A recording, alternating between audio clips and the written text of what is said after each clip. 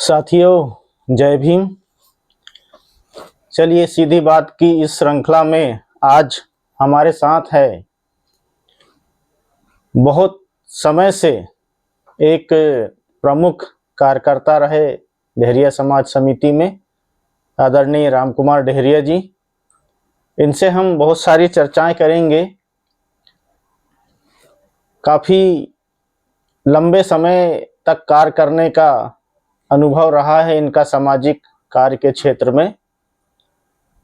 साथियों, यदि आपने अभी तक इस YouTube चैनल को सब्सक्राइब नहीं किया है तो कृपया कर लीजिए। हम इस चैनल पे सामाजिक गतिविधियों से जुड़े बहुत सारी जानकारी, बहुत सारे जो कार्यक्रम समितिगत होते हैं और बहुत सारे जो हमारे अच्छे सामाजिक कार्यकर्ता है, जो सामाजिक विभूतियां हैं, उनसे हम कुछ परिचर्चा करते हैं। तो चलिए आज की इस श्रृंखला में हम शुरू करते हैं। आदरणीय राम कुमार डेहरिया जी, स्वागत है आपका इस YouTube चैनल पर। बहुत बहुत धन्यवाद जी। सबसे पहले आपका एक संक्षिप्त परिचय जानना चाहेंगे, आपका पारिवारिक, शिक्षा, नौकरी वगैरह। जी जी। साथियों, जय भीम। आप सभी को मेरा सादर नमस्कार। मैं राम कुमार डेहरिया छिंदवाड़ा से। वर्तमान में मैं ट्रेनिंग ऑफिसर के पद में गवर्नमेंट ITI छिंदवाड़ा में पदस्थ हूँ। और पारिवारिक बैकग्राउंड में कहा जाए तो मेरा जन्म जो है वो जन्म स्थान जो है बड़कुई है। मूलतः हम लोग जो है वो ऊभे गांव नीलकंठी गांव जो है वहाँ के मूल निवासी हैं हमारे पिताजी। और फिर वो जो है WCL में जॉब करते थे, तो उनकी नौकरी जो है चांदा मिट्टा बड़कुई में रही है प्राय। तो नेटिव प्लेस जो है हमारा बड़कुई है। शिक्षा भी मेरी प्राइमरी शिक्षा बड़कुई से हुई है और उच्च शिक्षा में कहा जाए तो जो है वो उसके बाद परासिया के बाद जो है पॉलिटेक्निक खेसाडो से जो है मेरा मैकेनिकल में डिप्लोमा है। मैकेनिकल डिप्लोमा के बाद ही लगभग मैं छिंदवाड़ा आ गया था 1998 के करीब। तो यहीं पर एक जो है वो कोचिंग की शुरुआत 1998-99 में हम लोगों ने की थी। और शुरुआत कमला बुआ जी के घर से है, उनका जो घर है वहीं किराए से लिए थे और वहीं हमारी कोचिंग चला करती थी। और सामाजिक सफर भी लगभग वहीं से मेरा स्टार्ट हुआ है। कोचिंग के लगभग जैसे ही मेरा मैकेनिकल में डिप्लोमा हुआ है और कोचिंग भी चल रही थी साथ साथ में, तो उसका फायदा मुझे ये मिला कि उस समय वन विभाग में जो है फॉरेस्ट गार्ड की भर्ती निकली थी। और पढ़ते पढ़ते डिप्लोमा होने के तुरंत बाद ही जो है मेरा सिलेक्शन फॉरेस्ट में हो गया था। लगभग 6 महीने के अंदर। हाँ, लगभग 6 महीने के अंदर ही हो गया था। वो कोचिंग पढ़ाने का बहुत बड़ा एडवांटेज जो है वो मुझे उसमें मिला, क्योंकि मैथ्स जो है वो बिल्कुल पानी की तरह कहना चाहिए रटी हुई थी। हाँ, उसमें इतनी स्किल, इतनी एबिलिटी डेवलप हो गई थी पढ़ा के कि उसका फायदा मिला। हाँ, कॉम्पिटिटिव मैथ्स जो थी वो बहुत अच्छी थी मेरी, तो उसका एडवांटेज मुझे वहां पर हुआ। और उसी दौरान शायद रेलवे का एग्जाम भी। हाँ, उसी दौरान मेरा एक रेलवे का एग्जाम निकला था, लोको पायलट का। चूंकि अब मेरा फॉरेस्ट में हो गया था, इसलिए फिर मैंने उसको प्रेफर नहीं किया। तो क्योंकि बेंगलोर में हुआ था शायद वो। बेंगलोर में हुआ था और बेंगलोर का डिस्टेंस थोड़ा सा ज्यादा था। और घर में जो है बाकी मेरे 3 जो भाई थे वो बाहर थे उस समय, माता जी घर में थी यहाँ पर। तो चूंकि एक जॉब थी, इसलिए फिर मैंने उसको घर की जॉब छोड़ के कौन बाहर जाए, इसलिए इसलिए इस तरीके से वहाँ नहीं जा पाया मैं। और फिर जस्ट उसी के बाद में कहना चाहिए 10 साल 2 महीने मैंने फॉरेस्ट में जॉब करी है, फॉरेस्ट गार्ड की। और फॉरेस्ट में भी मेरा जो प्रायः उत्पादन डिपार्टमेंट जो था उसमें मैं पदस्थ रहा हूँ। तो वहाँ का भी काफ़ी अच्छा अनुभव रहा है काम का। कहा जाता है जंगल में जंगल विभाग जैसे काम होता है, लेकिन मैंने उसमें प्रायः देखा कि सब साइंटिफिक वर्क होता है। अच्छा। कुछ भी ऐसा थंब रूल नहीं है वहाँ पर भी, सारा कुछ जो है साइंटिफिक वर्क है। तो उसका भी एक बहुत अच्छा अनुभव रहा है। चलिए बढ़िया। उसके बाद फिर आईटीआई में फिर लगभग कौन से सन में? 2012 में, चूंकि आईटीआई का मैंने दिया है, उसके पहले भी एग्जाम दिया था, लेकिन उस समय ये था कि पहले इंटरव्यू हुआ करता इंटरव्यू होता था जी। था, और व्यापम के जो बाद में घोटाले समझ में आए, पहले तो कुछ नहीं कहा इंटरव्यू में तो पूरी सेटिंग हो जाती थी, तो इंटरव्यू में जाके सब कुछ जो है वो खेल बिगड़ जाता था। हालांकि मेरी कॉम्पिटिटिव मैथ्स बहुत जबरदस्त थी, तो उसमें भी जितने भी मैंने एग्जाम दिए तो लगभग सभी के रिटर्न सभी में रिटर्न निकले हैं मेरे, लेकिन इंटरव्यू में उस समय नहीं है। 2013 में फिर जो है वो इंटरव्यू बंद हो गया, और जब फाइनल सिलेक्शन हुआ, फाइनल जो है सिलेक्शन मेरा उसमें हुआ, और उसमें भी काफी अच्छे मेरे मार्क्स आए थे। तो उसमें कहना चाहिए फिर किसी प्रकार का कोई व्यवधान नहीं था। हालांकि वन विभाग से प्रॉपर प्रोसेस से, बाय प्रॉपर प्रोसेस से ही आया मैं। वन विभाग में मैंने रिजाइन नहीं दिया, जो प्रॉपर चैनल करके एक कहना चाहिए अनुमति लेके जो प्रक्रिया जो होती है, प्रक्रिया है, हाँ, उसके तहत ही, हाँ, उसके तहत ही फिर मुझे जो है वहां से रिलीव करके फिर मैंने ट्रेनिंग ऑफिसर के पद में आईटीआई में ज्वाइन किया। चलिए बढ़िया। यदि सामाजिक सफर की शुरुआत कहें तो कहाँ से माना जा सकता है? सामाजिक शुरुआत की सफर तो देखा जाए तो बड़कुई से ही हो गई थी, लेकिन चूंकि उस समय पढ़ाई भी जारी थी, लेकिन जब मैं फिर छिंदवाड़ा आया 1998 में, तो प्रॉपर फिर समाज के सानिध्य में आने का मौका मिला, और वहीं से फिर जो है वो सामाजिक सफर हमारा शुरू हुआ। फिर धीरे धीरे जो है आदरणीय श्री शिवनारायण डहरिया जी, आदरणीय श्री संजय मंगरे जी, और उस समय हमारे परम आदरणीय दादाजी श्री सिताबीलाल डहरिया जी अध्यक्ष हुआ करते थे। तो इन्हीं सभी के साथ काफी लंबे समय तक काम करने का, सीखने का मौका मिला जी। और धीरे धीरे हमारा एक ग्रुप ही बन गया था। तो उस समय ये था कि सभी के साथ में मजा आता था काम करने में। अरुण पाठे, विजय पाठे, बलराम डहरिया जी आज हमारे बीच में नहीं रहे, लेकिन हम लोग की एक पूरी टीम हुआ करती थी। तो उसमें हम लोग को काफी कुछ कहना चाहिए सीखने को मिला, और एक एंजॉयमेंट होता था उसमें भी कि भाई कुछ करना है समाज के लिए। तो एक सामाजिक सफर में भी जो है कहना चाहिए बहुत अच्छा लगता था। उस समय हम लोग बाइक से ही बहुत दूर दूर जाते थे। हाँ, उस समय कार वगैरह किसी के पास नहीं थी, और तो बाइक भी कुछ लोगों के पास थी, सभी के पास नहीं थी, सबके पास नहीं थी। तो हर्रई, अमरबाड़ा, आप हर्रई के तो दूर दूर काफी ऐसे गांव तक हम लोग गए जो जहां उस समय कहना चाहिए रास्ता काफी कठिन था, तो मजा आता था काम करने में। हाँ, संजय मंगरे जी उस समय साल में कम से कम एक सम्मेलन करते थे। और जब वो करते थे तो लगभग ये कहिए कि 1 महीने तक तो कार्यक्रम की व्यवस्थाएं करना, प्रचार प्रसार करना, कार्यक्रम करना, वो सारी भूमिकाएं उसमें पूर्ण सहयोग रहता था। एक पूरा सहयोग रहता था। और उस समय तो ये था कि सम्मेलन का निमंत्रण हम लोग घर घर जाकर देते तो काफी लोगों से मिलना होता था। उस समय ये व्हाट्सएप वगैरह ये वो सब कुछ था नहीं, ऐसा कुछ सोशल मीडिया का ऐसा कोई साधन भी नहीं था। तो ये तो बाद में आया 2006 के बाद में। तो चलिए, मेन जो भूमिका की शुरुआत हुई है, लेकिन शुरुआत उस समय भी यदि मंगरे जी की टीम के समय की बात करें तो उस समय भी कुछ चीजें किया गया था, जैसे शायद पत्रिका निकाले थे कि उस समय? हाँ, उस समय भी पत्रिका निकलती थी, सामाजिक पत्रिका प्रिंट हुई थी और डिस्ट्रीब्यूट भी हुई थी।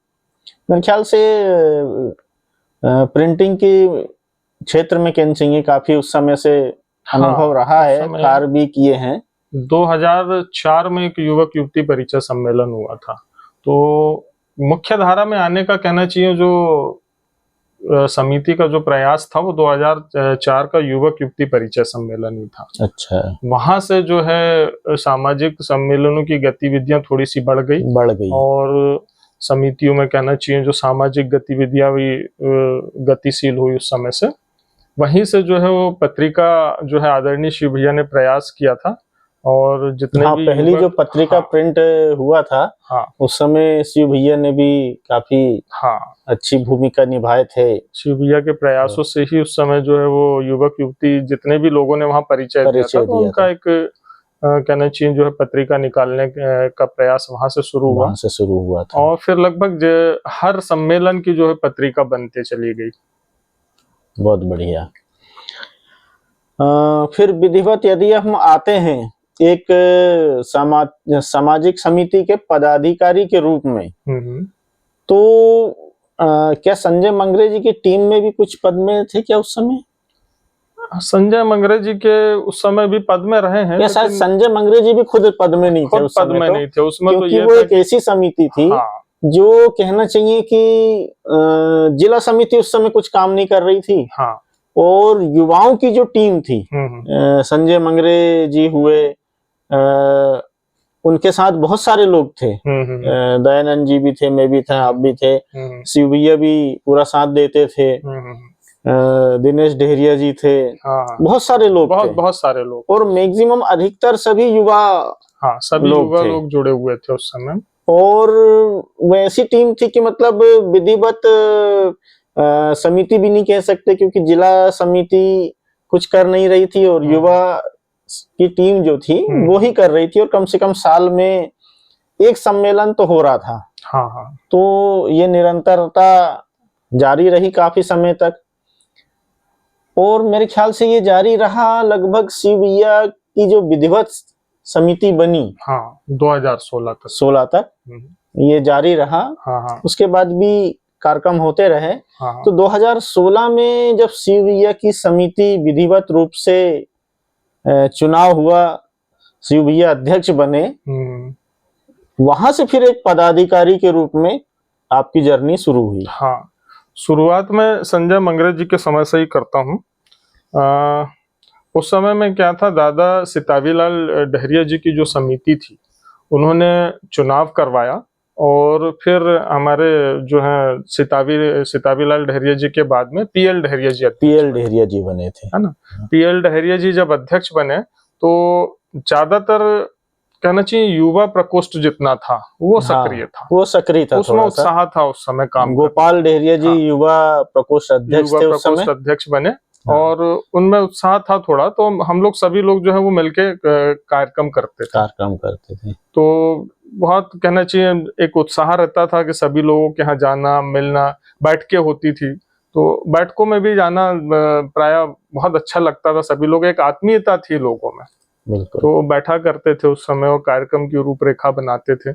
वहां से शुरुआत हुई, और फिर उसके बाद में 2006 की बात है, 2006 में जो है एमएलबी में एक बड़ा सम्मेलन हुआ। वो 2 दिवसीय सम्मेलन था। अच्छा। युवक युवती परिचय सम्मेलन प्रथम दिन था, और दूसरे दिन जो था वो समिति का चुनाव होना था अध्यक्ष का। तो वहां से एक्चुअली में सारा माहौल थोड़ा सा चेंज हुआ। चेंज इस टाइप से हुआ कि पहले दिन जो युवक युवती का कार्यक्रम था वो तो काफी सक्सेसफुल रहा, और बहुत कहना चाहिए बहुत सारे सामाजिक जन जो है उस कार्यक्रम में शामिल हुए। दूसरे दिन जो है चुनाव होना था, और चुनाव में थोड़ा सा बात ये बिगड़ गई कि कुछ कहना चाहिए लोग ऐसे थे जो महत्वाकांक्षी थे, वो चुनाव नहीं होने देना चाहते थे। अच्छा। वहां से थोड़ा सा माहौल ऐसा बिगड़ा कि वो चुनाव आखिरकार नहीं हुआ। तो वहां से मुझे याद है कि रमेश डहरिया जी की एंट्री भी उसी समय कुछ समय पहले ही हुई थी। अच्छा। वो सुधार समिति जो है फिर उनके अध्यक्ष वो बन गए। वहां से माहौल थोड़ा ऐसा बिगड़ा कि तालमेल नहीं बना समाज में ज्यादा अच्छा सा। तो फिर क्या हुआ कि थोड़ा सा वाद विवाद चलता रहा, लेकिन आपसी सामंजस्य के लिए काफी सारी बैठकें भी हुई। मंगरे जी भी प्रयास करते रहे कि सुधार समिति ही कम से कम सुचारू रूप से काम करे। बिल्कुल। लेकिन देखा जाए तो एक राजनीति का गढ़ बनते चला गया। धीरे धीरे उसमें कुछ काम जो है वो नहीं हुए। तो फिर एक ग्रुप जो एक्टिव था संजय मंगरे जी के साथ में, जो एक्टिव था, उन लोगों ने अपनी गतिविधि अलग से थोड़ा सा चलाने का प्रयास किया। बिल्कुल। वो सामंजस्य भी बनाते थे और अपने सामाजिक कार्यक्रम को लेकर करते भी थे। कम से कम एक सम्मेलन होता था। सम्मेलन होता था और उनके सम्मेलन में कुछ शादियां भी हुई हैं। शादियां, सामूहिक विवाह, जैसे विवाह जो है वो काफी हुए हैं। हुए उस समय में। जोड़ों को तैयार करना और फिर युवक युवती परिचय सम्मेलन साथ में होता ही था। तो इस प्रकार से जो है वो 2016 तक जो है वो लगभग चला। इसी दौरान जो है फिर हमारे प्रांतीय अध्यक्ष आदरणीय श्री ब्रजेश भट्ट जी जो है, उनकी भूमिका भी काफी कुछ रही समाज में। उन्होंने भी जो है सुधार समिति में प्रयास किया कि सामाजिक एकता बने, सक्रिय हो सके। क्योंकि वो टोटल निष्क्रिय बनी और काफी प्रयास किया गया। उसमें मैं भी कुछ मीटिंग में रहा। और एक बार नहीं, कम से कम 5-6 बार प्रयास किया गया। 5-6 बार से भी ज्यादा मेरे ख्याल से प्रयास हुए उसमें, लेकिन वो लगभग कहना चाहिए रमेश डहरिया जी के कारण पूरी समिति कहना चाहिए वो एक गर्त में चली गई। उसके बाद जब देखा गया कि बहुत प्रयास करने के बाद भी वो कुछ मानने को तैयार नहीं है, तो फिर एक जो सक्रिय लोग थे, जो काम करना चाहते थे समाज में, उन लोगों को लेकर शिव भैया की अध्यक्षता में फिर एक समिति, नई समिति अस्तित्व में आई। बिल्कुल। और उसमें शायद फिर आपको युवा प्रकोष्ठ अध्यक्ष के रूप में जिम्मेदारी सौंपी गई। तो साथियों, जैसा मैंने देखा है कि शिव भैया की टीम जो बेहतरीन कार्यकाल रहा शिव भैया का, और उन्होंने काफी अच्छा काम किया। शायद उसका एक महत्वपूर्ण कारण यह भी रहा कि उनके दौरान महिला प्रकोष्ठ, युवा प्रकोष्ठ, इन्होंने भी बहुत बेहतरीन अपनी अपनी जिम्मेदारी निभाई और बेहतरीन काम किया। उसी समय की यदि बात करें हम, तो सुनीता बमनिया जी ने महिलाओं की सक्रियता के लिए बहुत काम किया। आज जो महिला सक्रिय है, जो समिति सक्रिय है, महिला समिति, महिला प्रकोष्ठ, उसके फाउंडेशन यदि कहा जाए तो सुनीता दीदी ने रखी और उस पर काफी काम उन्होंने किया। उसी समय युवा प्रकोष्ठ काफी सक्रिय रहा और युवा प्रकोष्ठ ने काफी अच्छे हटके काम किए। यानी समिति में जो डिजिटल क्रांति आई, या कहना चाहिए कि जो सूचना प्रौद्योगिकी का इस्तेमाल सही तरीके से इस्तेमाल किया गया, वो युवा प्रकोष्ठ के द्वारा किया गया। डिजिटल क्रांति समिति में जैसे व्हाट्सएप बहुत लाभकारी रहा प्रचार प्रसार के लिए। उसके बाद ऑनलाइन बहुत सारे कार्यक्रम किए जो आज भी एक जरूरत बन गए हैं, कहना चाहिए। अभी हमने विगत लास्ट कुछ लगभग 15-20 दिन पहले ऑनलाइन परिचय सम्मेलन किया।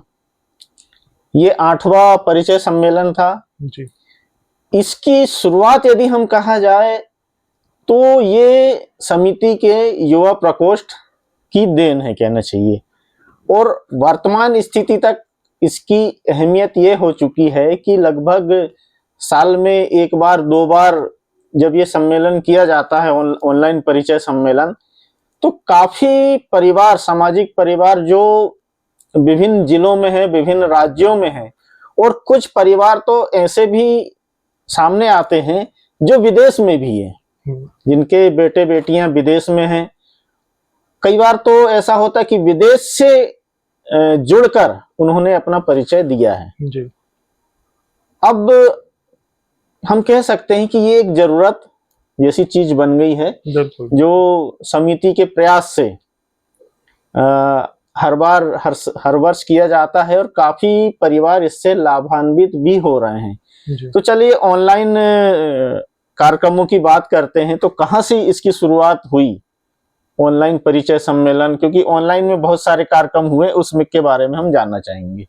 ऑनलाइन सम्मेलन की शुरुआत जो है शिव भैया के कार्यकाल में ही उन्होंने 2019 में जो है जुलाई में हमारा एक सम्मेलन हुआ था जिसमें अच्छा। लगभग 250 जोड़े का जो है विवाह पूजा लॉन से हुआ था। हाँ। हाँ, उसी कार्यक्रम के बाद में शिव भैया ने मेरे ख्याल से एक ब्राह्मणों का एक सम्मेलन देखा, परिचय अच्छा। सम्मेलन। अच्छा। तो उसमें उन्होंने युवक युवतियों को परिचय देते हुए देखा और उसमें एक नंबर भी फ्लैश हो रहा था। अच्छा। ब्राह्मण समाज का जो है वो कहना चाहिए सम्मेलन था, तो उन्होंने नंबर नोट कर लिया। अच्छा। फिर एक दिन मुलाकात हुई उनसे, तो उन्होंने मुझे बोला, राम कुमार, ये मैंने एक कार्यक्रम देखा था इस टाइप से, वो ऑनलाइन परिचय दे रहे थे। अच्छा। हाँ, अब बोले आप देख लो कि इसमें क्या कर सकते हैं, क्या कर सकते इस टाइप से हम लोग कुछ कर सकते हैं क्या। अच्छा। तो उन्होंने इस मुझे तरीके जो से नंबर शुरुआत नोट करके दिया था, वो मैंने नंबर पे फोन लगाया, बात की उनसे। अच्छा। तो उन्होंने मुझे बताया, भैया बोले ये जूम जो है मीटिंग कॉल, अच्छा। उसके थ्रू हम लोग आयोजित कराते हैं। अच्छा। अब चूंकि वो मेरे ख्याल से टीचर थे, उनके पास में जो है एजुकेशनल आईडी थी उसकी, जूम की। हाँ, अच्छा। उस समय में ये प्लेटफॉर्म नए नए ही स्टार्ट हुए थे इंडिया में। हाँ। और शायद फ्री भी नहीं थे क्या? फ्री नहीं था उस समय, जूम 45 मिनट ही फ्री था, उसके बाद commercially। पेड था वो। लेकिन उसमें एजुकेशनल पर्पज से जिनके पास में इंस्टीट्यूशन आईडी थी, अच्छा, वो उसको जो है लगभग 4 घंटे 5 घंटे उपयोग कर लेते थे। अच्छा। अब अपने पास चुनौती ये थी कि 45 मिनट में अपन ऐसा कोई कार्यक्रम कर नहीं सकते थे। हाँ, अब शिव भैया बोले, जिसको यार यदि कर लिए तो बोले बहुत अच्छा होगा, लोग घर बैठे जो है इसका फायदा ले सकते हैं और लोगों का आना जाना और भटकना जो है उससे वो थोड़ा सा बच जाएंगे। फिर मैंने उसमें रिसर्च किया काफी। तो क्या होता है कि हम जब किसी भी ऐप को मोबाइल में खोलते हैं तो एक सिमिलर ऐप की कैटेगरी वो नीचे दिखाता है। अच्छा। हाँ, बिल्कुल। हाँ, अभी भी दिखाता है। आप कभी भी प्ले स्टोर में कोई भी ऐप खोलिए तो उसमें नीचे सिमिलर ऐप जो रहेंगे वो उनकी कैटेगरी की लिस्ट जो है वो सब नीचे दिखाता है। हाँ। है ना। तो उसी में ये जूम मीटिंग का भी था। अच्छा। जूम मीटिंग को फिर मैंने खोल के देखा, उसके बारे में रिसर्च किया, थोड़ा सा 1-2 बार हम लोगों ने उसको ट्राई भी किया। हाँ, और जब जैसे ही हम लोग को समझ में आया कि हाँ इसमें थोड़ा सा हम लोग काम कर सकते, किया जा सकता है। हाँ, फिर उसके बाद हम लोगों ने जो है वो लगभग वो अक्टूबर नवंबर 2019 की बात होगी, हमारा जो पहला वेबिनार हुआ था, पहला परिचय सम्मेलन ऑनलाइन, समाज युवक युवती ऑनलाइन परिचय सम्मेलन। हाँ, अच्छा। वो वेबिनार 1 के नाम से स्टार्ट हम लोगों ने उसमें किया हुआ था और काफी सक्सेसफुल कार्यक्रम रहा। उसका प्रचार प्रसार भी हम लोगों ने लगभग 1-1.5 महीने पहले से शुरू किया और कुछ नहीं तो 150-200 के करीब में बायोडेटा थे उसमें। अच्छा। हाँ, काफी ज्यादा बायोडेटा थे उसमें और वो बहुत देर तक, मतलब ये कह लीजिए कि उसमें हम लोगों ने जो लिस्ट बनाई थी प्राय सभी लोगों ने परिचय दिया। अच्छा। हाँ, बहुत अच्छा कार्यक्रम रहा वो।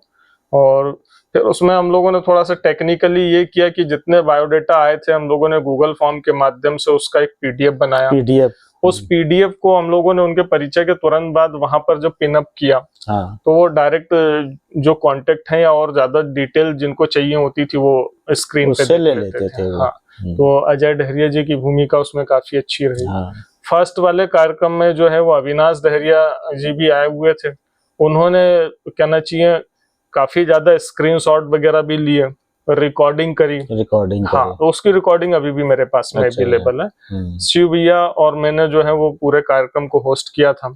आपकी भूमिका भी काफी अच्छी रही उसमें, पूरा जितने भी बायोडेटा थे काफी कहना चाहिए उसको लिस्ट अप करके हम लोगों ने बहुत अच्छे तरीके से जो है वो परिचय सम्मेलन वो आयोजित किया था।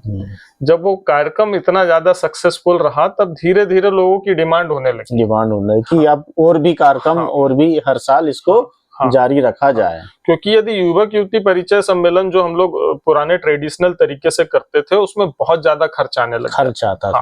2.5 से 3 लाख रुपए जो है एक कार्यक्रम में खर्च होता था और मेरे ख्याल से उतने बायोडाटा आते नहीं थे और आते भी थे तो लोग परिचय नहीं दे पाते थे। मंच पर जाके परिचय देने में झिझक होती है, तो कई लोग मंच पर नहीं आते थे। तो ये हमारा जो पहला प्रयोग रहा ये काफी जो है सक्सेसफुल रहा। उसके बाद फिर हम लोगों ने जो है इस कार्यक्रम को कंटिन्यू ही कर दिया। फिर हम लोगों ने कुछ नए नए प्रयोग भी उसमें करते चले गए और आज वो कार्यक्रम जो है पूरे प्रदेश में कहना चाहिए काफी जो है वो ख्याति प्राप्त कार्यक्रम है और लोग उसका फायदा लेते हैं। सबसे मेन चीज उसमें जो हम लोगों ने एक बायोडेटा बनाने का जो वो किया, चूंकि पहले पत्रिका निकालते थे, पत्रिका बहुत खर्चीला प्रयोग था वो। और प्रिंट कराना तो भी ठीक था। हाँ, पत्रिकाओं को डिस्ट्रीब्यूट Distribute करना एक और ज्यादा challenge था। टिपिकल हाँ। प्रोसेस थी हाँ। वो।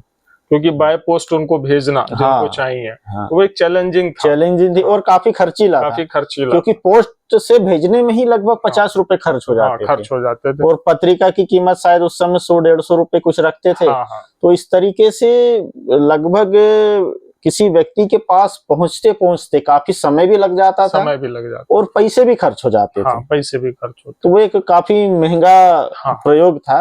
लेकिन ये जैसे ही डिजिटल प्रयोग आया तो ये बिल्कुल निशुल्क टाइप का हो गया, बिल्कुल बिना पैसे खर्च हाँ, बिना किए। बिना पैसे किए। और जैसे सोशल मीडिया में आपने उसको डाला, ज्यादातर व्हाट्सएप में सभी को चला जाता है, तो अब तो ये कंडीशन बन गई कि उस कहना चाहिए पीडीएफ की बहुत ज्यादा डिमांड है, बहुत ज्यादा डिमांड। कार्यक्रम खत्म होता है और लोग पीडीएफ जो है मांगने लगते हैं। हाँ। वो पीडीएफ इतना घूमता है कि मैंने अभी देखा, जस्ट अभी की ही बात है, जब 9 तारीख को हमारा वो हुआ था, कार्यक्रम हुआ, महिला जागृति का सम्मेलन था, अभी 9 तारीख को। हाँ, अभी जो लास्ट। हाँ, तो उसी में हमारे दादा सिताबी लाल जी के जो बेटे हैं, है ना, उन्होंने भी अपनी बिटिया का बायोडेटा दिया हुआ था। अच्छा। मैंने 8 तारीख के शाम को जो है वो बायोडेटा पीडीएफ जो है वो ग्रुपों में डाला था। बिल्कुल। और उन्होंने मुझे बताया कि उसी दिन 8 तारीख को ही उनको 3-4 कॉल आ गए थे। अच्छा, है ना, तो इतना फास्ट रिजल्ट। इतना फास्ट रिजल्ट है उसका। बिल्कुल। उसके बाद में 9 तारीख को मैं उनके साथ में कुछ नहीं तो 3-4 घंटे रहा। उस 3-4 घंटे के दौरान भी उन्होंने मुझे बताया कि भैया ये 3-4 जो बायोडाटा अभी आया है। बिल्कुल। तो उसका बहुत फास्ट रिएक्शन होता है। Fast reaction. हाँ, बिल्कुल। क्योंकि समाज के हर एक व्यक्ति तक जाता है। हाँ, है ना। हाँ। तो और दूसरी चीज ये है कि जो लोग परिचय देने के बाद बायोडेटा नहीं देते किसी कारण। हाँ। बस अब थोड़ा कई लोग झिझकते हैं, तो सबकी अपनी अपनी सोच है। हाँ, सबकी अपनी अपनी सोच है। कई लोग सोचते हैं कि यार जिनकी शादी नहीं होती है, हाँ, वो उसमें परिचय देते हैं। हाँ, ये एक रूढ़िवादी सोच है। हाँ, बिल्कुल। जबकि आप डिजिटल दुनिया में रह रहे हैं। हाँ, है ना, अब तो एआई का जमाना। अच्छा, ये लोगों को पता ही नहीं है। हाँ, कि वो सोचते हैं कि नहीं यार, हम यदि अपना बायोडाटा देंगे तो लोग क्या सोचेंगे। हाँ, और हम अपना प्रचार वो नहीं करते। ये उनको पता ही नहीं कि उनके बेटे बेटियां फेसबुक अकाउंट, फेसबुक में है, व्हाट्सएप में है, इंस्टाग्राम में है, उनका सब कुछ वहां पे आईडी है। आप यदि मोबाइल चला रहे हैं, सोशल मीडिया चला रहे हैं, तो आपकी हर पर्सनल जानकारी जो है वो उस मोबाइल ऐप में पहले से रिकॉर्ड, पहले से, और लोग बाग जुड़े हुए हैं और सब कुछ गवर्नमेंट के पास से। कुछ ऐसा नहीं है आपको लग रहा है कि यार नहीं हमारी बच्चियों का हम बायोडेटा कैसे डालें, उनकी फोटो कैसे डालें। तो ये अब एक पहले से आईडी बनी हुई है, पहले से सक्रिय है। है ना। अब जैसे मैं आपको एक जानकारी, अच्छी चीज बताता हूँ आपको मैं, कि बहुत सारे लोग मिलते हैं कि नहीं, बोले जिनकी शादियां नहीं होती वो लोग ग्रुपों इसमें परिचय सम्मेलन में परिचय देते हैं, और जिनके यहाँ रिश्ते नहीं आते वो अपना बायोडाटा इसमें डालते हैं। सिवनी से एक बार एक फोन आया मुझे, और वो महिला का फोन आया था, और वो बहुत मतलब सैड अवस्था में कि भैया बोले मुझे पता चला है आपका नंबर मिला है बोले, और हम बहुत 3-4 साल से प्रयास कर रहे हैं, और बोले बच्ची की शादी कहीं सेट हो नहीं पा रही, कहीं रिश्ते हो नहीं पा रहे बोले, तो आप लोग समाज में ये प्रयास करते हो बोले, तो आप ट्राई करिए बोले। तो मैंने बोला बिल्कुल हम ट्राई करेंगे, लेकिन हमारा ट्राई करने का तरीका अलग है। वो तरीका आपको पसंद आता है कि नहीं पहले हम बता देते हैं भाई, क्योंकि हम कहीं से रिश्ते ढूंढ के लाके आपको नहीं देंगे।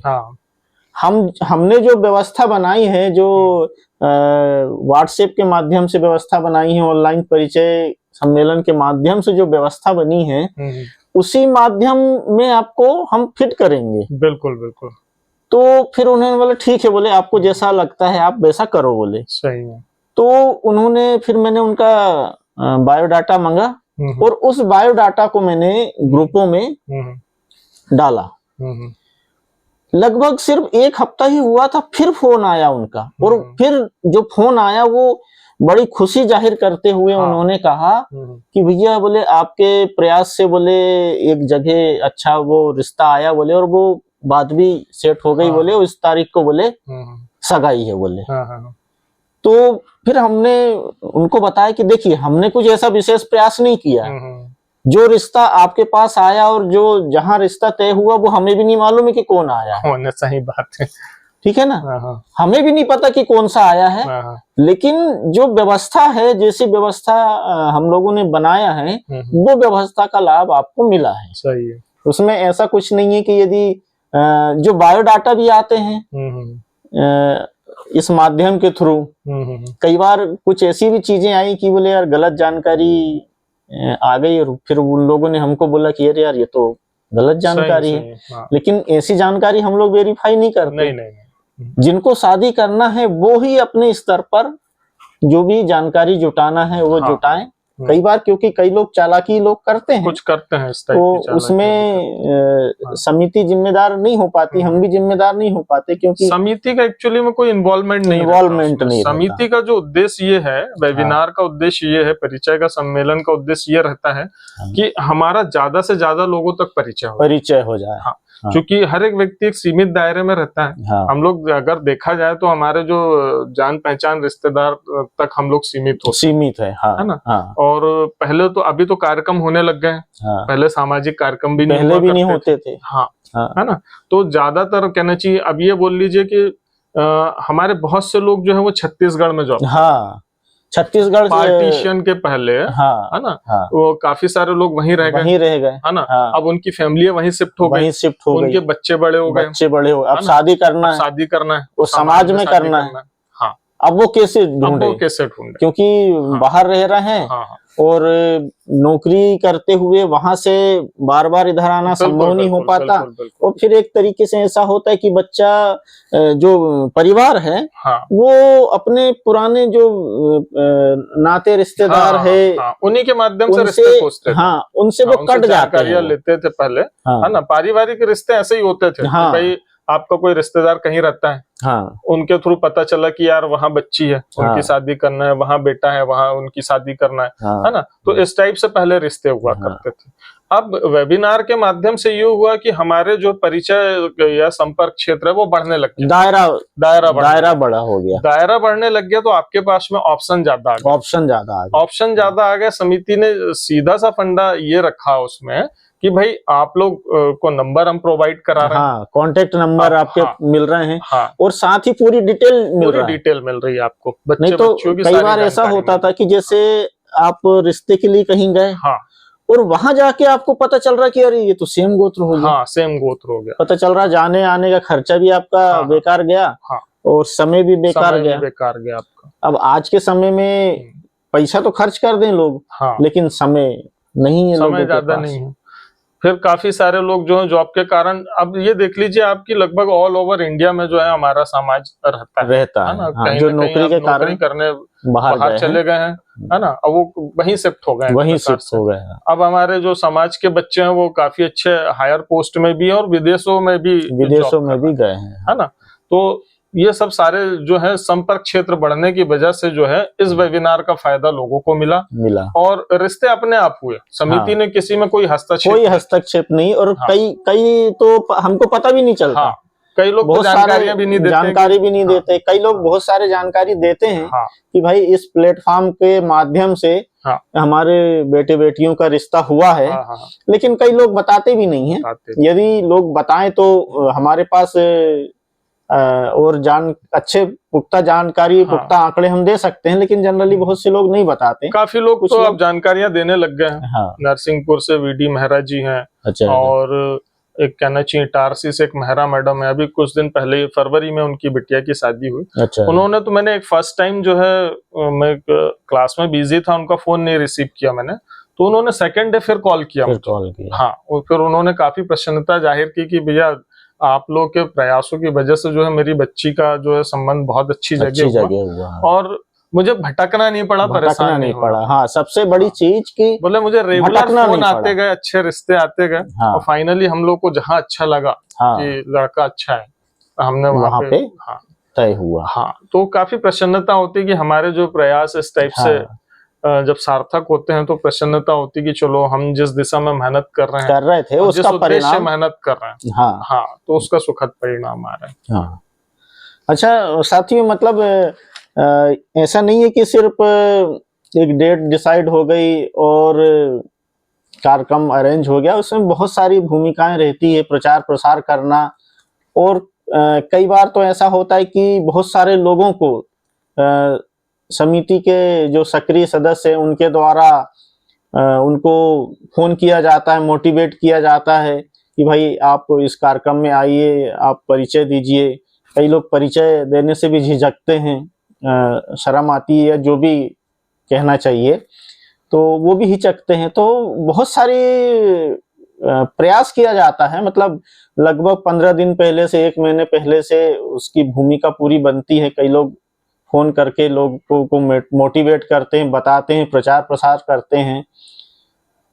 और सबसे बड़ी भूमिका रहती कि ऑनलाइन जो बायोडाटा आते हैं फिर उसको एक पीडीएफ के रूप में पूरा कंप्लीट करना, कि कोई जानकारी छूट ना जाए, कुछ कॉलम अधूरे ना छूटे, ताकि जो भी रिश्ते के लिए जो भी एक पूरा अपना बायोडाटा देखे, तो जो भी उसको जानकारी चाहिए, गोत्र से संबंधित, शिक्षा से संबंधित, हाइट कह लीजिए, या फिर जॉब से संबंधित, परिवार से संबंधित, वो सारी जानकारी एक ही जगह पूरी उनको मिल जाती है। तो बहुत सारा इसमें वर्क होता है। तो अब धीरे धीरे इसमें मतलब इतना एक्सपीरियंस हो गया है कि किस चीज को कैसा करना है वो हो जाता है। तो चलिए उसी दौरान कोविड के समय की बात लें, 2020-21 की बात लें। कोविड 2 साल इफेक्टेड रहे और 2 साल लगभग सामाजिक कार्यक्रम जैसा फिजिकल रूप से जैसा होना था वैसा नहीं हो पाया। तो उस समय कुछ ऑनलाइन परिचय सम्मेलन के साथ ही ऑनलाइन महिला सम्मेलन भी हुआ, बच्चों का कार्यक्रम, उसके बारे में कुछ जानकारी। हाँ, अब जैसे ही हमारा ये ऑनलाइन परिचय सम्मेलन का कार्यक्रम सक्सेस हुआ, फिर हम लोगों ने जो है वो रोजगार के क्षेत्र में थोड़ा सा प्रयास किया। अच्छा, युवाओं के लिए?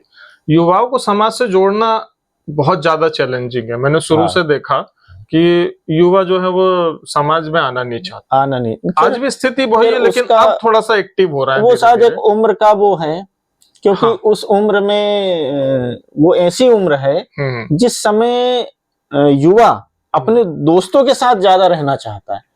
नहीं, मैं उससे थोड़ा सा सहमत नहीं हूँ। आप देखिए, जो कहना चाहिए क्रिश्चियन लोग हैं, क्रिश्चियन, हाँ, वहाँ पूरा यूथ जो है वो पूरा पार्टिसिपेट करता है। अच्छा, हाँ, वो या फिर उनका सामाजिक परिवेश, कल्चर वैसा है, या उनके मुस्लिम समुदाय को आप देख लो। धार्मिक एक्टिविटी है, मुस्लिम समुदाय भी पूरा जुड़ता है ना। वो उसमें भी जो है उनका तो पूरा कहना चाहिए बच्चों से लेकर बुजुर्ग तक सभी रहते हैं, है ना। आप और भी समाज देख लो, सिंधी समाज देख लो, है ना, आप सिख समाज को देख लो, है ना।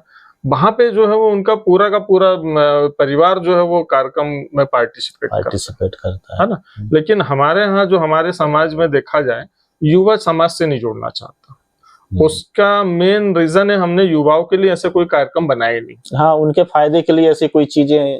हाँ, जब 2016 में मैंने युवा प्रकोष्ठ का जो है वो संभाला, तो सबसे ज्यादा मैंने देखा कि आप बुलाते भी हो युवा को तो नहीं आते, तो भी नहीं आते हैं। हाँ, उसका रीजन है कि उसके लायक कोई कार्यक्रम आपने डिजाइन नहीं किया, है ना, जिसमें वो पार्टिसिपेट कर पाए। फिर हम लोगों ने प्रयास किया कि यूथ के लिए कुछ हम लोग जो है वो कार्यक्रम को लेकर आए। हाँ, चूंकि ऑनलाइन प्लेटफॉर्म में बहुत ज्यादा खर्च नहीं था, तो शुरुआत में जो है सिर्फ डाटा ही खर्च होता था। बिल्कुल। हाँ, तो हम लोगों ने प्रयास किया और 9 अगस्त 2020 की बात है, वो हम लोगों ने जो है रोजगार, उद्योग एवं ग्रामीण रोजगार, उस कार्यक्रम को लेके आया। उसमें आपकी भूमिका ज्यादा सक्रियता से के साथ थी, क्योंकि उसमें जो टॉपिक डिसाइड किए थे हम लोगों ने, वो पूरा का पूरा जो है कृषि एवं इंजीनियरिंग पर आधारित था। कृषि के जितने भी मशीन एवं उपकरण थे, है ना, उसको लेकर हमने वो प्रयास, मेन फोकस उसमें ग्रामीण रोजगार मेन फोकस था। क्योंकि उस समय में क्या था कि ट्रैक्टर जो थे आसानी से अवेलेबल नहीं थे, है ना, बहुत सारी कृषि मशीनरी वो आसानी से अवेलेबल नहीं थी, लेकिन डिमांड बहुत थी। हाँ, आज भी है। और दूसरी चीज, शासकीय सहायता उसमें बहुत ज्यादा दी जा रही थी, है ना, कि आप इस टाइप से समिति बनाकर जो है वो मशीन लीजिए और किराए से चलाइए। हाँ। है ना। गवर्नमेंट ने बहुत प्रयास किया, हाँ। सरकारी प्रयास बहुत ज्यादा हो रहे थे, लेकिन इस ओर जो था वो लोगों का ध्यान नहीं था। नहीं, ये कहें कि हमारा समाज जो है, हाँ। हमारे समाज में जो परिवार है, हम्म। वो उनका मेन फोकस रहता है शुरू से हाँ। नौकरी के प्रति। नौकरी के प्रति बिल्कुल शुरू से, जैसे ही बच्चा 1 साल का हुआ, क्या बनना है बेटे को, तो बोले इंजीनियर, डॉक्टर। रोज मतलब व्यापारी किसी को नहीं बनना, कोई नहीं चाहता। बिल्कुल। ये तो शुरू से लेके लास्ट तक उनका फोकस नौकरी में ही रहता है। हाँ। व्यापार में किसी का फोकस नहीं रहता। व्यापार में किसी का फोकस नहीं रहता।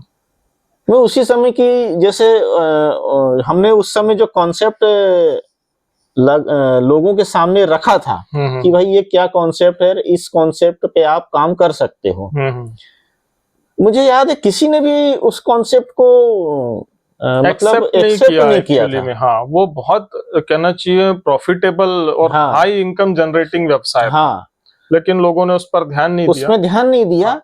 लेकिन कुछ ही समय, मेरे ख्याल से 6 महीने के बाद, हाँ, मुझे एक पेपर में एक जानकारी पढ़ने को मिली कि अपने ही मेहरा समाज की, मतलब ये भोपाल के आसपास के कहीं की बात है, रायसेन के आसपास की बात है कि एक बच्ची का फोटो आया अखबार में, और उसमें डिटेल दिया कि उस बच्ची ने उस व्यवसाय को कितना ऊपर तक ले गया।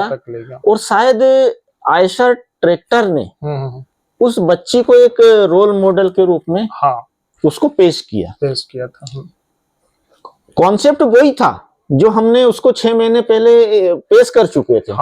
किसी भी युवा ने उसको एक्सेप्ट नहीं किया। और खुशी की बात है कि जब पेपर में हमने पढ़े कि एक अपने समाज की एक बेटी, चूंकि उसके पापा की अचानक कुछ असामयिक मौत हो चुकी थी, और बच्ची शायद उस परिवार में सबसे बड़ी थी। फिर उसने परिवार को, मतलब भरण पोषण के लिए आवश्यकता तो है, कुछ ना कुछ रोजगार, कुछ ना कुछ पैसे तो चाहिए। फिर वो बच्ची थोड़ा समझदार थी, उसने उसमें आगे बढ़ा, और उसने इतना, मतलब उसको थोड़ा सा आगे बढ़ाया उसी काम को कि आयशा ट्रैक्टर ने उसको एक रोल मॉडल के रूप में पेश किया, और अखबार में बकायदा उसकी पूरी कहानी स्टोरी छपी। तो अब ये हमारे युवाओं की कमी कह लीजिए, या फिर जैसा मैंने बताया कि हमारा परिवार ही पूरा शुरू से ही बच्चों की नौकरी के प्रति ही सक्रिय रहता है। बिल्कुल। तो व्यवसाय के प्रति थोड़ा हमारा रुझान कम रहता है, शायद ये उसकी मुख्य वजह है। अब उस वेबिनार में और भी काफी सारी चीजें जो हुई थी, जैसे डिक्की का प्रेजेंटेशन हुआ था। बिल्कुल। बहुत अच्छी जानकारी जो डिक्की से संबंधित उस वेबिनार में मिली थी। संजय डहरिया जी भोपाल में जो जेम्स जेम्स पे उन्होंने बहुत अच्छा व्याख्यान दिया, बताया था, है ना। तो वो भी बहुत अच्छा टॉपिक था। एसएल मेहरा जी थे जो रिटायर्ड उद्योग प्रबंधक रहे। बिल्कुल बिल्कुल। एसएल उन्होंने अपना उद्बोधन दिया। जी जी जी। सुभाष डहरिया जो है वो हर्रई से जो है जी, वो युवा प्रकोष्ठ अध्यक्ष थे, ब्लॉक अध्यक्ष हर्रई। तो उन्होंने भी गोबर से उस समय में काफी प्रचलित था वो मूर्तियां और दिए बनाने का कॉन्सेप्ट। उन्होंने अपना तो वो बताया था जी। उसको तो कुछ लेवल तक आगे भी हम लोगों ने बढ़ाने का प्रयास बड़ा सरकारी सहायता से थोड़ा सा हमको वो मिली, तो हम लोगों ने उस पर और भी काम किया। लेकिन फिर कोविड लग गया, कोविड आ गया। कोविड की वजह से थोड़ा सा फिर वो प्रोग्राम हर चीज में फिर एक रोक लग गई। बस तो बहुत अच्छा कार्यक्रम था वो भी। बिल्कुल। अब उसी तर्ज पे हम लोग अपना जो है वो उसी में रोजगार एवं कहना चाहिए उद्योग पर जो है एक दूसरा कार्यक्रम अभी लेकर आ रहे हैं हम लोग। अच्छा। जो कि 10 अप्रैल को होना है। अच्छा, ये 10 अप्रैल मतलब ये अगले पार्ट 2 जो है अगले महीने होने वाला है। बिल्कुल। और उसमें हम लोगों ने एक नया कॉन्सेप्ट लेकर आया। बिल्कुल। अच्छा। हाँ, उसमें जो है आप बिल्कुल 0 लागत से अपना व्यवसाय स्टार्ट कर सकते। अच्छा। उम्र का कोई बंधन नहीं है, कोई भी महिला पुरुष बच्चे जो हैं बुजुर्ग जो है उस पे काम कर सकते हैं। लेकिन एक्चुअली में क्या होता है, आपका व्यवसाय जब आप स्टार्ट करते हो तो थोड़ा पावर ऑफ यूनिटी जो होनी चाहिए, अगर उसका साथ मिल जाए तो आपका बिजनेस जो है महीने 2 महीने में दौड़ जाएगा। वो जो है हमारे समाज में जो है पावर ऑफ यूनिटी जो है उसका उपयोग कैसे करना है, वो लोगों तक अभी कहना चाहिए कैसे करना है या क्या क्या प्रयास उसमें किए जाने चाहिए, हम अपना पर्सनल क्या योगदान उसमें दे सकते हैं, इसका अभी समाज को भान नहीं। हम इस पावर का उपयोग अभी तक नहीं कर पाए। बिल्कुल वो कॉन्सेप्ट जो है हमारा रोजगार एवं ग्रामीण उद्योग का जो पार्ट 2 आने वाला, हम लोग इसी पर फोकस कर रहे हैं। अच्छा। एक्चुअली में देखा जाए तो जो व्यक्ति जहां रह रहा है वहां पर वो किसी न किसी रूप में रोजगार दे रहा है। आप मार्केट में किसी चाय की दुकान से चाय पी रहे हैं, बिल्कुल आप उस चाय वाले को रोजगार देना है। मार्केट से आप किराना लेकर आ रहे हैं, किराना वाले को रोजगार दे रहे हैं। आप सब्जी की दुकान से सब्जी लेकर आ रहे हैं, आप उसको रोजगार दे रहे हैं। हर व्यक्ति जो है वो चूंकि कहीं ना कहीं कंज्यूम कर रहा है प्रोडक्ट, है ना, तो वो हर जिस भी प्रोडक्ट को खरीद के लेके आ रहा है वो उसको जो है वो रोजगार दे रहा है। लेकिन हम लोग इस पावर का उपयोग अभी तक नहीं कर पाए। हमारा रुझान जो एक्चुअली में व्यापार बिजनेस की तरफ है ही नहीं, जबकि सबसे ज्यादा पैसा उसमें है व्यापार में, है ना। आज के समय में आप ये बोल लो कि सिर्फ कुछ हाई प्रोफाइल जॉब, कोई जो सॉफ्टवेयर इंजीनियर या कुछ थोड़ा हाई प्रोफाइल जॉब जो है, इनके ही पैकेज जो हाई लेवल के हैं, अब शायद वो भी नहीं है, वो एक्चुअली में स्टेबल भी नहीं होते। भाई 2 साल का प्रोजेक्ट है उनका, वो 2 साल के लिए कंपनियां उनको हायर करती है, प्रोजेक्ट खत्म, फिर आपकी जॉब खत्म, अब नया प्रोजेक्ट आता है, नए प्रोजेक्ट की स्किल आपके पास है या नहीं तो ठीक है, उस पर डिपेंड करता है। तो आप उसके लिए एलिजिबल हैं अगली जॉब के लिए। नहीं तो वो नए प्रोजेक्ट के लिए आपको पहले स्किल डेवलप करना है, उसका एग्जाम देना है, आपको पहले सर्टिफिकेट लेना है, उसके बाद इंटरव्यू देना है, इंटरव्यू के बाद फिर आपको आना है जॉब। मतलब काफी टिपिकल चीज है। और आज की स्थिति में आप देख लो, अमेरिका जैसी जगह में बहुत उथल पुथल है, जो कि सबसे बड़ा सॉफ्टवेयर कंज्यूमर है। भारत में सबसे ज्यादा यदि कहना चाहिए सॉफ्टवेयर इंजीनियर यदि को जॉब मिल रही है या काम मिल रहा है तो यूएस से मिल रहा है ना। अब यूएस भी इस चीज को समझ गया है कि वहां पर जो आर्थिक मंदी आ रही है या इन्फ्लेशन है, जो कहना चाहिए बेरोजगारी जो है वो बढ़ रही है ना, वो इन्फ्लेशन से पूरा वर्ल्ड प्रभावित है अभी। सब अपना अपना सोचने लगे। बिल्कुल, है ना। तो कुछ ही समय बाद ये जो है कहना चाहिए जॉब जो है वो परमानेंट जॉब या गवर्नमेंट जॉब तो धीरे धीरे कम हो ही रही है। इस टाइप के हाई प्रोफाइल जॉब भी जो है ये बहुत कम होने लगेंगे। और फिर एआई के आ जाने से बहुत सारा काम एआई ने संभाल लिया। बिल्कुल, फिर नौकरियों में और कमी आएगी। हाँ, यूएस जैसे जगह में आवरली कहना चाहिए कॉन्सेप्ट है वहां कि आप घंटे से काम करो, पैसा लो और जाओ। बिल्कुल, आपने 4 घंटे काम किया, 4 घंटे का पैसा उन्होंने आपको दिया और फिर आपसे रिश्ता खत्म, है ना। मतलब इस टाइप से जो है कॉन्ट्रैक्ट बेस पे बहुत ज्यादा काम होते हैं। बिल्कुल, है ना। तो हमारे यहाँ से काफी लोग, गवर्नमेंट भी यही करने लगी है। गवर्नमेंट में भी वही चलन चालू हो गया है, इसलिए जो है जॉब खत्म हो रही है। तो समाज को जो है बिजनेस की तरफ ध्यान देना ही पड़ेगा। बिल्कुल, और बहुत सारे कहना चाहिए बच्चे आज बिजनेस की ओर जा भी रहे हैं क्योंकि जॉब है नहीं। 4 साल 5 साल तैयारी करते हैं, तैयारी के बाद में यदि उनको कुछ ऐसा नहीं मिला, कहीं जॉब में नहीं, तो स्टडी ही बहुत महंगी है। हाँ, स्टडी बहुत महंगी हो गई। बिल्कुल, उसके बाद भी पैसा खर्च करने के बाद और डिग्रियां हासिल करने के बाद भी आपको कोई श्योरिटी नहीं है। बिल्कुल, तो ये काफी ज्यादा दिक्कत है। अब आपको रोजगार की ओर फोकस करना चाहिए। हाँ, चलिए, रोजगार की बात चल रही थी, एक घटना मुझे याद आती है। तो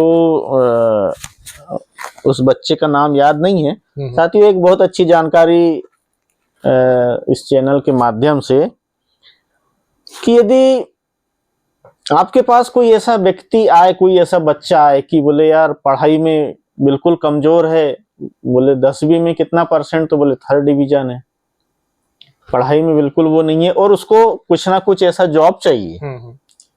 एक केस आया था, क्योंकि उस समय हम लोग गुलाबरा में रहते थे और गुलाबरा में ही कोचिंग भी कुछ लोगों को पढ़ाते थे। अपने समाज का एक बच्चा इधर चांद रोड तरफ कहीं उमराड़ ग्राम का था। हाँ, मुझे याद नहीं है। वो गरीब परिवार का बच्चा छिंदवाड़ा में रहता था एक किराए के मकान में और पढ़ता था। और ये भी स्थिति थी कि वो अपना पढ़ाई के बाद जो समय है वो किराना दुकान में जॉब करता था। बेंगल स्टोर में काम करता था। बेंगल स्टोर में, हाँ, चूड़ियां जो हाँ, जनरल स्टोर बोल सकते हाँ, हैं। जनरल स्टोर में वो काम करता था। क्योंकि कोचिंग चलती थी तो वो आया, भैया बोले हमको, बोले कुछ बताइए, बोले मेरे लिए, बोले क्या है, बोले। तो उस समय जब उसका देखे कि अरे ये तो 10वीं में 3rd डिवीजन है, और आईटीआई में, चूंकि यदि आईटीआई की किसी ब्रांच से यदि आप कोर्स कर लेते हो तो थोड़ा सा संभावना बनती है कि आपको कोई ना कोई छोटा मोटा जॉब आसानी से मिल जाता है। आज भी स्थिति है वो, आईटीआई की आज भी अच्छी स्थिति है। तो चलो बोले इसका आईटीआई में किसी ट्रेड में करवाते हैं इसको, लेकिन परसेंटेज नहीं।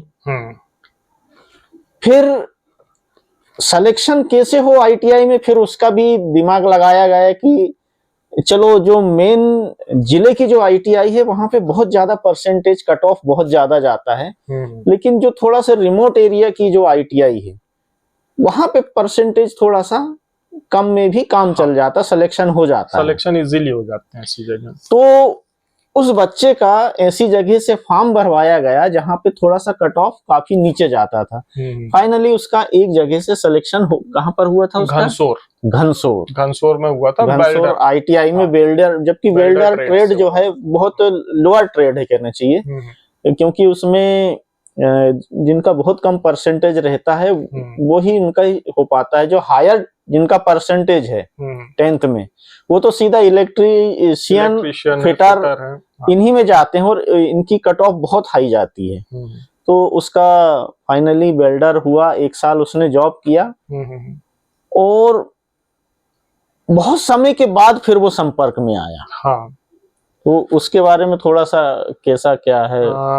मैं नाम तो नहीं बताऊंगा उसका। हाँ, लेकिन एक बार नहीं, नाम बता भी सकते हैं, ऐसा कुछ नहीं है, क्योंकि वो एक अच्छा उदाहरण है और अच्छा वो है, और उसने कुछ ऐसा गलत भी नहीं किया। आज उसने एक अचीवमेंट है उसके पास, अचीवमेंट है, तो अचीवमेंट को अपन, उसने ऐसा कोई गलत वो नहीं किया था, उसका अपन नाम बता सकते हैं। हाँ हाँ, वो इंद्र कुमार डहरिया नाम है उसका। इंद्र कुमार, मुझे नाम याद नहीं था उसका। 9th में जब उसका रिजल्ट आया, गुलाबरा में रहते थे, तो वो गुलाबरा में ही जो है वो अपने रिलेटिव के साथ रहता था।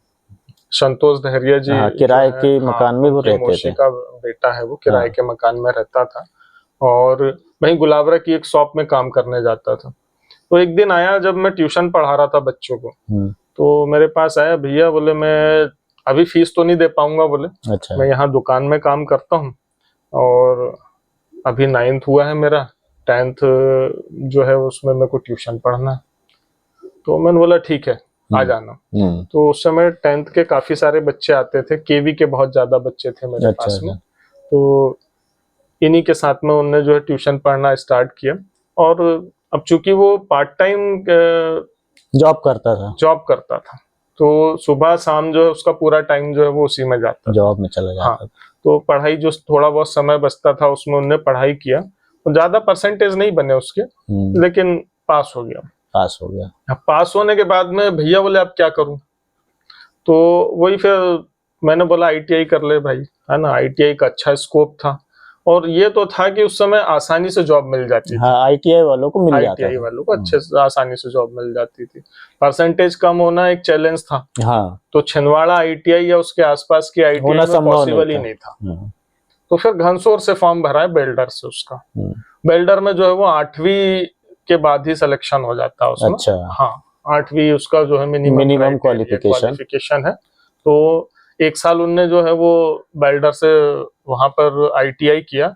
आईटीआई करने के बाद में ही उसका जो है वो एक सीपीआर्ड कंपनी जो है, अच्छा, हाँ, शायद बीएचईएल में शायद अप्रेंटिस किया है उसने। हाँ, उसके बाद में भोपाल में, हाँ, भोपाल में अप्रेंटिस किया, और उसके बाद में सीपीआर्ड कंपनी में जो है वो लग गया, जॉब लग गया। अब आज की स्थिति में जो है उसकी सैलरी बहुत अच्छी। हाँ, मेरे ख्याल से सुजलॉन कंपनी, हाँ, सुजलॉन कंपनी जो एक वर्ल्ड लेवल की कंपनी में नाम है उसका, जो विंड टरबाइन बनाती है। विंड टरबाइन बनाती है। हाँ, काफी बड़ी कंपनी है। हाँ, उस कंपनी में शायद अभी है वो वर्तमान में जो संपर्क में है अभी संपर्क में है, लेकिन अभी कुछ समय से बात नहीं हो पाई है उससे मेरी।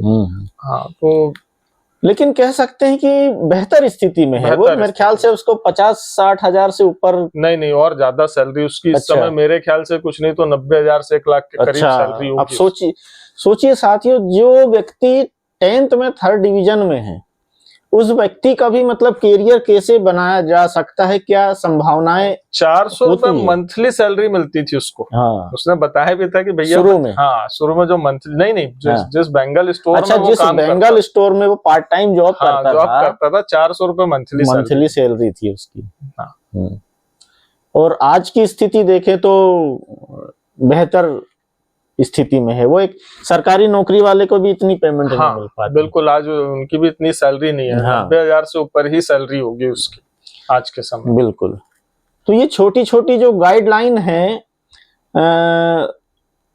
ये मतलब उपलब्ध है, मतलब चूंकि युवा संपर्क में नहीं आ पाता है और बेहतर गाइडलाइन उनको नहीं मिल पाती, लेकिन यदि युवा वर्ग यदि जुड़ा रहे तो ऐसी बहुत सारी गाइडलाइन से जो लोगों से, मतलब हमारे कई एक्सपर्ट हैं, हमारे पास संजय डहरिया जी भोपाल से जेम के एक्सपर्ट हैं, डिक्की के एक्सपर्ट को हम अपने प्लेटफॉर्म पे बुलवाते हैं। बिल्कुल। और काफी लोग जो हैं वो अच्छी गाइडलाइन हमको दे सकते हैं। और आज तो खैर यूट्यूब का जमाना है। बिल्कुल बिल्कुल। मतलब कमी सिर्फ इतनी है कि आपका खुद आत्मविश्वास, आपका कॉन्फिडेंस होना चाहिए कि हाँ भाई, अब मुझे कुछ करना है और व्यवसाय करना है, रोजगार, अपना खुद का रोजगार करना है। तो चलिए, ये एक बहुत अच्छी मुझे याद आई, तो मैं सोचा कि चलिए इसके बारे में थोड़ा सा बताया जाए। अब रोजगार के साथ साथ ही फिर हम लोगों ने जो छोटे बच्चों के लिए भी ऑनलाइन कार्यक्रम आयोजित किए। हाँ, कोविड के दौरान जो था, लोगों का घर से निकलना बंद था। तो जब लॉकडाउन का पीरियड था तो हम लोगों ने उस समय छोटे बच्चों के लिए भी कार्यक्रम रखे, तो काफी उत्साह से उन लोगों ने पार्टिसिपेट किया। धीरे धीरे जो है फिर समाज से लोग जो है वो जुड़ने का प्रयास किए जी। 2021 में तो हम लोगों ने महिला जागृति सम्मेलन भी जो है वो ऑनलाइन किए थे।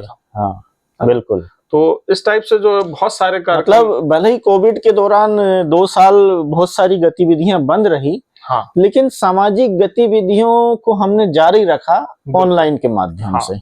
और कोविड के समय ही हम लोगों ने, चूंकि काफी सारे हमारे सामाजिक लोग जो है कोविड से ग्रस्त हो चुके थे, तो फिर भी हम लोगों ने, जो लोग स्वस्थ थे और हेल्प कर सकते थे, उनके मदद से एक ऑनलाइन कार्यक्रम आयोजित कराया था। अच्छा। हाँ, कोविड हेल्प के लिए। हाँ, बिल्कुल। हाँ, तो उसमें बहुत सारे हमारे समाज के जो डॉक्टर थे, हम लोगों ने उनको इनवाइट किया।